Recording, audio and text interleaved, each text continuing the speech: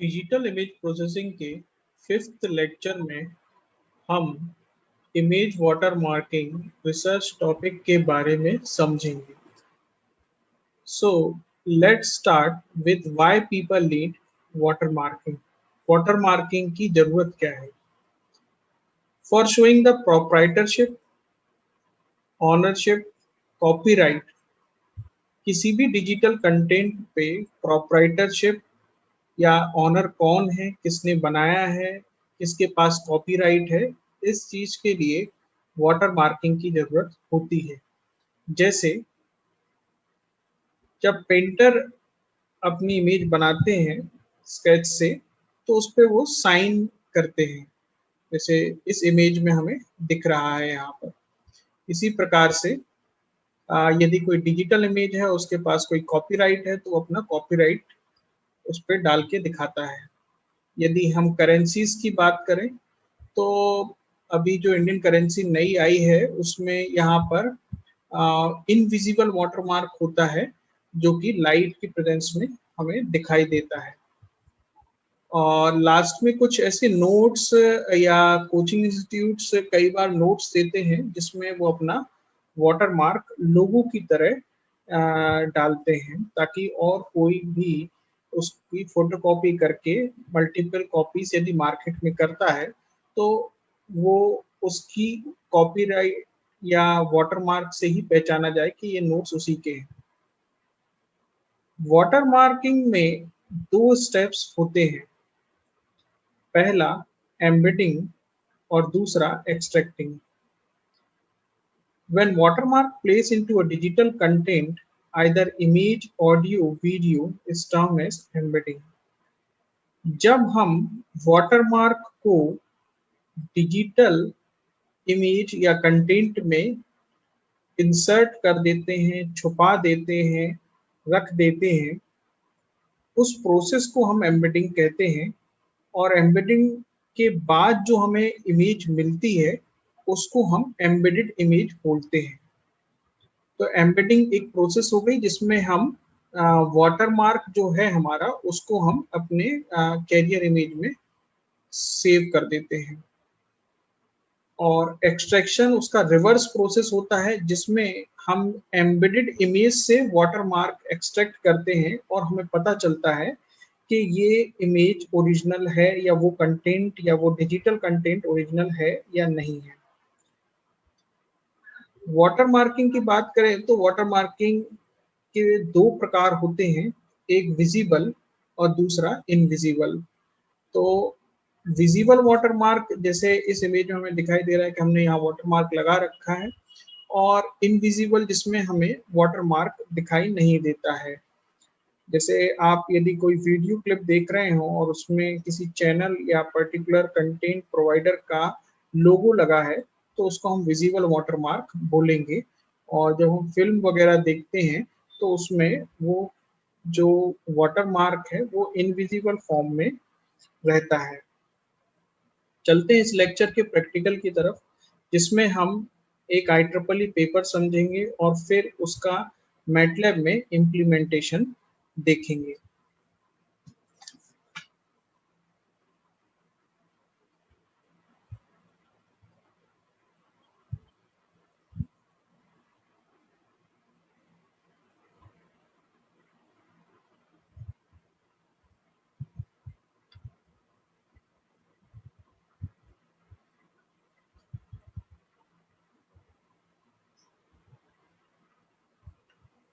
हम इस इमेज वाटरमार्किंग या क्रिप्टोग्राफी के बारे में समझेंगे कि इस IEEE पेपर में उन्होंने क्या वर्क किया है, या क्या उनका प्रपोज्ड टेक्निक थी।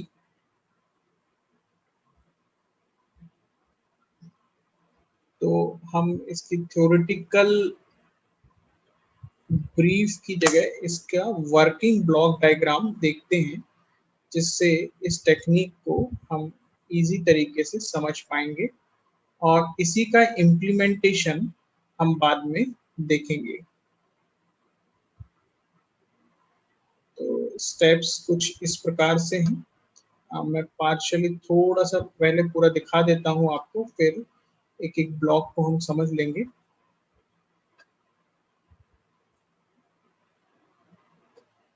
ठीक है, ये पूरा ब्लॉक डायग्राम है और इसको थोड़ा सा मैं इसका जूम कर देता हूँ ताकि जब हम समझें तो हमें ज़्यादा समझ में आए। इसमें ये उसका कैरियर इमेज हो गई या जो होस्ट इमेज है, इसमें उन्होंने जो वाटर मार्क ले रखा है वो टेक्स्ट फॉर्म में दिख रहा है और इसको हम इमेज भी ले सकते हैं, ठीक है। इन्होंने इमेज इनपुट इमेज को सब ब्लॉक्स या डिवाइड किया है 8x8 के ब्लॉक्स में, फिर उसमें से discrete cosine transform feature extract किया है और वाटरमार्क की बिट्स जो हमें यहाँ पर मिलेगा वाटरमार्क, उसको हम बाइनरी फॉर्मेट में कन्वर्ट कर लेंगे और जो एम्बेडिंग होगी, ये एम्बेडिंग के लिए है, जो एम्बेडिंग होगी उसमें हर बिट के अकॉर्डिंग वर्क होगा। यहाँ पर हर बिट के अकॉर्डिंग का वर्क है कि 1 यदि आता है वाटरमार्क में तो ये वाला पोर्शन एग्जीक्यूट होगा और यदि 0 आता है तो ये वाला पोर्शन एग्जीक्यूट होगा। इससे पहले उन्होंने एक की या प्राइवेट की करके एक टर्म दिया हुआ है। इसका मतलब है कि उन्होंने कुछ 8 सेट बना रखे हैं पिक्सेल्स के 1,4, 3,3, 2,3। इसका मतलब है कि जो 8x8 के उन्होंने ब्लॉक्स लिए हैं उसमें से कुछ की वैल्यूज या की पोजीशंस पे हम एम्बेडिंग करेंगे। यहाँ पर लॉजिक उनका 0 और 1 छुपाने का ये है कि वो 1,4 और 3,3 में डिफरेंस क्रिएट कर देंगे। यदि सपोज करिए 1 आ रहा है तो वो ये चाहते हैं कि 1,4 या जो फर्स्ट ये हमें पिक्सल पोजीशंस दिख रहे हैं इसकी वैल्यूज सेकंड पोजीशन से बड़ी बन जाए और 0 आता है तो सेकंड पोजीशन की वैल्यूज फर्स्ट पोजीशन से बड़ा बन जाए, ठीक है। इसी के लिए वो अपना एल्गोरिथम रन कर रहे हैं। तो इसमें यदि हम आगे चलें तो जो वाटरमार्क की जो की है वो हमें यहाँ से 4 पोजीशंस पे हमें छुपाना है, 4 नंबर्स पे। और यदि मैं मानूं कि वाटरमार्क में बिट 1 आ रही है, मतलब W की वैल्यू 1 है, तो हम इस वाले पोर्शन को एग्जीक्यूट करेंगे। इसमें वो सबसे पहले ये चेक करेंगे कि जो DCT की वैल्यू आई है 8x8 की, उसमें यहाँ पर जो की पोजीशन से वैल्यूज आ रही हैं 8 में से किन्हीं 4 पोजीशंस पे, उसको चेक करना है कि फर्स्ट कॉलम की वैल्यू सेकंड कॉलम से बड़ी है कि नहीं है। यदि होती है तो उसको वो बिना किसी परेशानी से या इसको हम ऐसा समझे कि इसको छोटी है तो वो कोई चेंज किए बिना उसको आगे बढ़ा देगा, पर यदि छोटी नहीं होती बड़ी होती है तो यहाँ पर वो स्वैपिंग करेगा।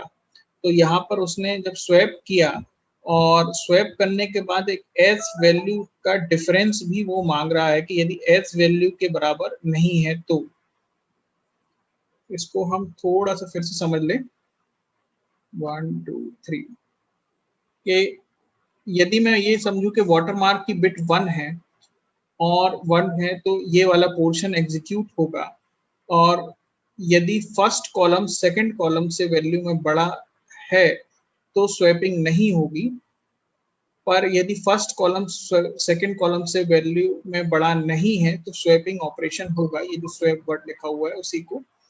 और इन दोनों के बीच में यदि डिफरेंस एस वैल्यू से कम होता है तो डिफरेंस को बढ़ाने के लिए वो एस वैल्यू से एक में प्लस कर देता है और एक में माइनस कर देता है। इससे ओवरऑल इन दो पोजीशंस या इन दो पिक्सल वैल्यूज पे जो पोजीशंस पे जो वैल्यूज रखी हुई उनका डिफरेंस एस से ज़्यादा हो जाएगा।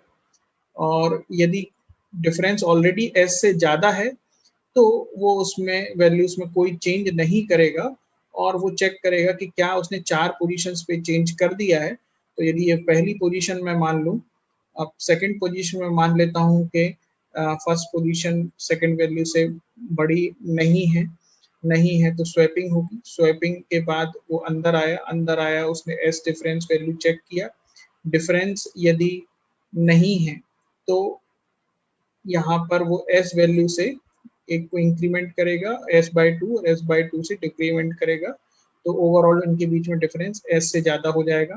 थर्ड बार जब जाएगा, मैं मान लेता हूँ कि इस बार वैल्यू बड़ी है तो स्वैपिंग ऑपरेशन नहीं होगा, और डिफरेंस उसमें एस से ज़्यादा है तो वो नोट्स के थ्रू वापस इधर आ जाएगा।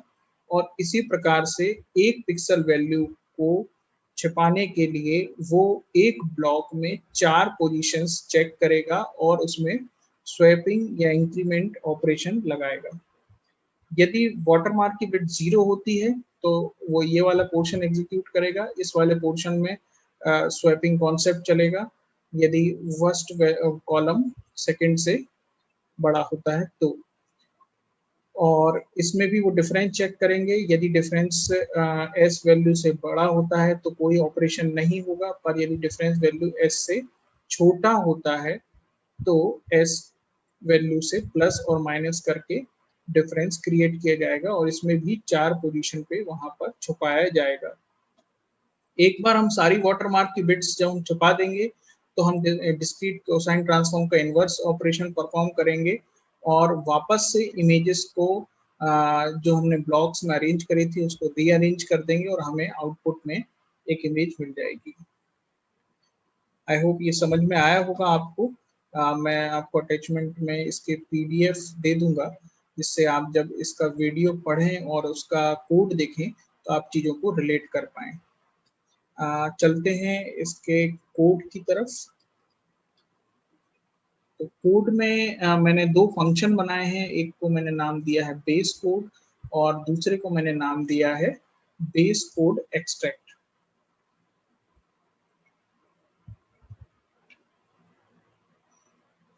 बेस कोड हमारे एम्बेडिंग के लिए है, बेस कोड एक्सट्रैक्ट हमारे एक्सट्रैक्शन के लिए है। मैंने इनपुट में यहाँ एक इमेज ली हुई है, फाइल का नाम मैंने ले लिया है लीना कलर इमेज। इसको हम अभी पहले एक बार रन करते हैं ताकि हमें समझ में आए कि ये क्या फंक्शन रन होने वाला है।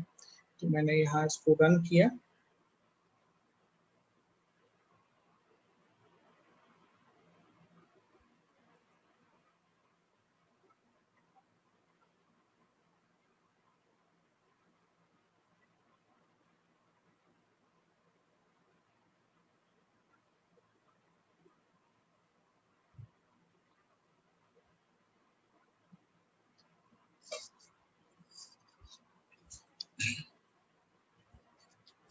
ये आउटपुट आ रहे हैं।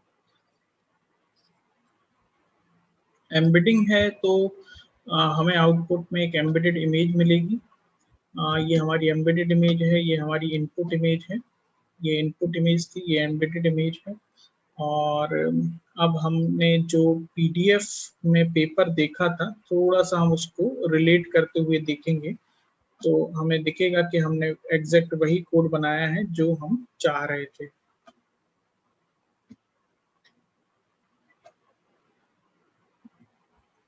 तो ये हमारी इनपुट इमेज है, ये मैंने इमेज ले ली। फिर यहाँ पर मुझे 8 पोजीशंस यहाँ पर लेनी थी, तो ये लोकेशन अरे पे मैंने वो 8 पोजीशन ली हुई हैं। मुझे इमेज को 8x8 के ब्लॉक्स में तोड़ना था, तो मैंने यहाँ 8x8 के लिए रो और कॉलम सेट कर दिए हैं। इनपुट इमेज यहाँ पर हमें ग्रे फॉर्मेट में दिख रही है, तो इनपुट इमेज को का मैंने रेड रीजन ले लिया है। यहाँ पर ये रेड रीजन कैसे लिया जाता है ये मैंने ऑलरेडी प्रीवियस लेक्चर्स में दिखाया हुआ है। और इसी चीज के बाद मैंने इनपुट इमेज को आउटपुट में दिखाया। जो मैंने रो और कॉलम 8x8 के लिए हैं उसको इमेज ब्लॉक नाम के फंक्शन में पास किया है। इमेज ब्लॉक नाम का फंक्शन मैंने बनाया हुआ है जिसमें हम एक इमेज को फिक्स साइज के रो और कॉलम के सब ब्लॉक्स में डिवाइड कर देते हैं। तो यहाँ पर मुझे उसका आउटपुट मिला है और हर एक ब्लॉक पे मैंने डीसीटी ऑपरेशन लगाया हुआ है। डीसीटी ऑपरेशन जो हमें यहाँ पे लगाना था, compute the 2D DCT of each block. तो यहाँ पर हमने हर एक ब्लॉक पे लगाया है क्योंकि हमें इमेज ब्लॉक नाम का फंक्शन रो और कॉलम में देता है, इसलिए मुझे 2 लूप लगाने पड़े। और इसके बाद हम अपना वाटरमार्क रीड कर रहे हैं। यहाँ पर वाटरमार्क रीड करने के लिए मैंने फाइल का नाम ले लिया है और क्योंकि वाटरमार्क को मुझे बाइनरी में कन्वर्ट करना है, इसलिए मैंने फाइल को रीड किया है, पर वाटरमार्क ज़्यादा बड़ा नहीं होना चाहिए, इसलिए उसको रिसाइज किया है 32x32 में। ग्रे थ्रेशोल्ड से उसका एक लेवल ले लिया है और इमेज को बाइनरी में कन्वर्ट कर लिया है। उस बाइनरी इमेज को एक सिंगल वेक्टर बना लिया है और उसको फाइनली मैंने स्टोर किया है bin अंडरस्कोर स्टोर नाम की मैट्रिक्स में। अब हमारे पास वाटरमार्क है और इमेज है और एक की वैल्यू ले ली है जिन पोजीशंस पे मुझे छुपाना है वाटरमार्क को। तो हमें यहाँ पर लूप चलाना है, कितनी बार जितना हमारे पास वाटरमार्क होगा उतनी बार हमें एम्बेडिंग ऑपरेशन परफॉर्म करना है। इस लूप में हम देख रहे हैं कि हम एक बार में एक ब्लॉक रीड करते हैं जो कि हमारा डीसीटी ऑपरेशन के बाद है। हम बाइनरी डेटा जो हमें मिला है उसको चेक करते हैं कि उसमें 0 है या 1 है। तो यहाँ हमने जैसे इसमें 0 के लिए कंडीशन लगा रखी है और वैसे ही यहाँ पर एल्स ऑपरेशन चलेगा, ये वाला पोर्शन एल्स वाला, जो यदि 0 नहीं होगा तो 1 होगा। और यदि मैं 0 को देखूं तो यहाँ पर हमने उसको 4 बार चलाया है क्योंकि 4 पोजीशन पे छुपाना है। लोकेशन अरे से हमने उसकी पोजीशन पे वैल्यू पे एक एक्स वाई पोजीशन निकाली है। ये चीज हमें यहाँ पर दिख रही है कि यहाँ पर हमें हर बार 4 नंबर्स बिटवीन 1 to 8 लेना है ना, और इस पे 2 पोजीशंस पे हमें छुपाना है।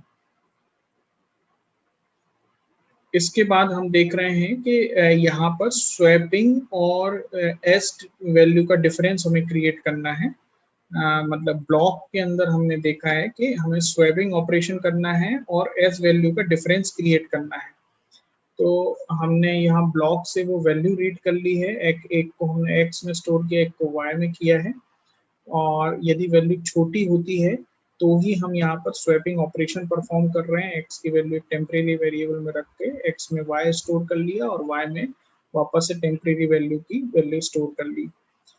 स्वैपिंग ऑपरेशन यहाँ पर परफॉर्म हो रहा है, पर यदि हम देखें कि यदि उसमें एक्स की वैल्यू ऑलरेडी बड़ी है तो एल्स वाले पोर्शन में स्वैपिंग ऑपरेशन नहीं हो रहा है। ठीक है, और दोनों ही केस में हम ये चेक कर रहे हैं कि यदि वो एस की वैल्यू डिफरेंस जो है एस के बराबर या उससे कम हो तो नहीं है। यदि कम है या उसके बराबर है तो हमें एस वैल्यू से डिफरेंस क्रिएट करना है। तो एक में हम वैल्यू प्लस कर देते हैं, एक में हम माइनस कर देते हैं और सिमिलरली यहाँ पर ऑपरेशन हो रहा है। तो जैसा हमने यहाँ 0 के लिए किया हुआ है वैसे ही हमने यहाँ पर 1 के लिए भी किया हुआ है। बस इसमें थोड़ा सा रिवर्स ये हो जाता है कि हमें जहाँ x के लिए छोटी वैल्यू चेक कर रहे थे वहाँ पे y के लिए हम छोटी वैल्यू चेक करेंगे। और जब हमारा एक एक वाटर मार्क की बिट के अकॉर्डिंग स्वैपिंग हो जाती है ब्लॉक्स में, तो वापस से हम हर एक ब्लॉक को inverse discrete cosine transform operation perform करते हैं और इनवर्स डिस्क्रीट कोसाइन ट्रांसफॉर्म के बाद उसको एक इमेज में कन्वर्ट कर लिया जाता है क्योंकि हमने इमेज को ब्लॉक में कन्वर्ट किया था। तो ये ऑपरेशन लास्ट में यहाँ पर परफॉर्म हो रहा है कि हमें इन्वर्स करना है डीसीटी को और रिकंस्ट्रक्ट करना है वाटरमार्क इमेज। तो ये हमने यहाँ पर वाटरमार्क इमेज रखकर वापस रेड रीजन में इमेज रख दी है और आउटपुट में एम्बेडेड इमेज हमें यहाँ पर दिखती है। जैसा हमने एम्बेडिंग में किया है इसका रिवर्स हम एक्सट्रैक्शन साइड करते हैं। यदि हम एक्सट्रैक्शन वाले कोड को देखें तो इसमें मैंने एम्बेडिंग का फंक्शन कॉल किया है और एम्बेडिंग वाले फंक्शन का जो आउटपुट है वो एम्बेडेड इमेज है। ये एम्बेडेड इमेज यहाँ पर हमें यहाँ पे इमेज आई में मिले हैं और इस इमेज आई को ही मैं यहाँ पर रिटर्न करता हूँ। तो जब मैं रिटर्न करता हूँ तो यहाँ पर ये इमेज आई आ जाती है। इस इमेज आई को ही मैं input image at receiver side दिखाता हूँ, है ना। ये फंक्शन कॉल या फंक्शन रिटर्न करना मैं मैटलैब प्रोग्रामिंग नाम के लेक्चर में दिखाया हुआ है, आप वहाँ से रेफर कर सकते हैं। हमें सेम की लेनी पड़ेगी, ब्लॉक के साइज भी सेम लेने होंगे क्योंकि हमें रिवर्स करना है चीज़ों को। इमेज जो हमारे पास इनपुट में आई है रिसीवर साइड पे उसमें हमें उसमें ब्लॉक ऑपरेशन परफॉर्म करके ब्लॉक्स निकालने होंगे।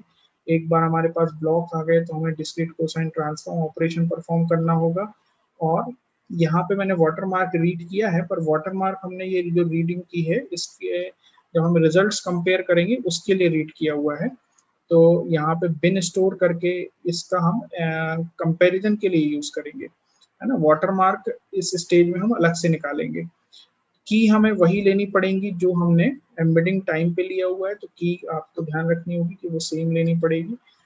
एस वो डिफरेंस है जो हमें दो वेरिएबल्स के बीच में चाहिए था, सॉरी दो पिक्सल पोजीशंस के बीच में चाहिए था जो हमने सेलेक्ट की है की के थ्रू।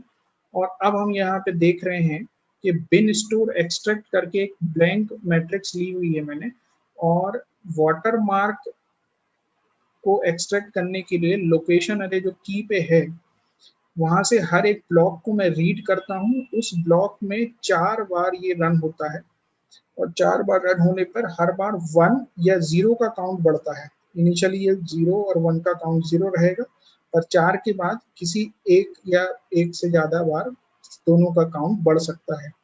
हमने ये माना है कि यदि काउंट की वैल्यू 2 या 2 से ज्यादा होती है तो वो वहां पर 1 होगा, और काउंट की वैल्यू यदि 2 या 2 से कम होगी तो वहां पर 0 होगा। और इसी बिन स्टोर एक्सट्रैक्ट को ही हम अपना एक्सट्रैक्टेड वाटर मार्क मानेंगे। तो ये लूप जब खत्म हो जाएगा तो हमारे पास एक्सट्रैक्टेड वाटर मार्क मिलेगा। इस वाटर मार्क या एक्सट्रैक्टेड वाटर मार्क को हम अपने ओरिजिनल वाटर मार्क से कंपेयर करेंगे, क्योंकि एल्गोरिथम जो हमने बनाई है उसको चेक करना होगा कि कितनी एफिशिएंट है, और उसको हम एक्सट्रैक्शन वैल्यू में कंपेयर करेंगे। आपकी वाटर मार्किंग के बाद ओरिजिनल इमेज में कितना डिफरेंस आया है उसके लिए PSNR, MSE, मैक्स एरर करके पैरामीटर्स होते हैं, इसको आप कंपेयर कर सकते हैं। और लास्ट में हम इसी चीज को आउटपुट में दिखा देते हैं कि जो है वो एक्सट्रैक्टेड वाटर मार्क मिला है। इस फंक्शन को रन करने के लिए हम वापस से इस ग्रीन बटन पे क्लिक करेंगे और ये फंक्शन रन होगा, जिसमें अभी एम्बेडिंग और एक्सट्रैक्शन दोनों रन हो रहा है।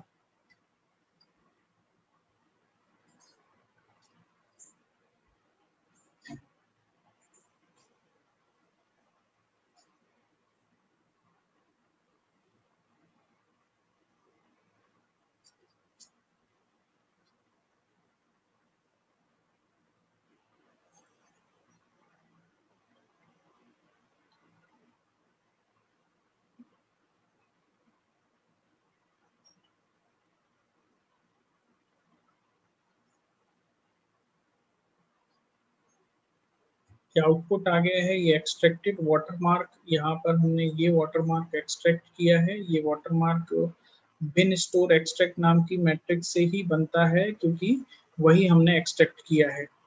और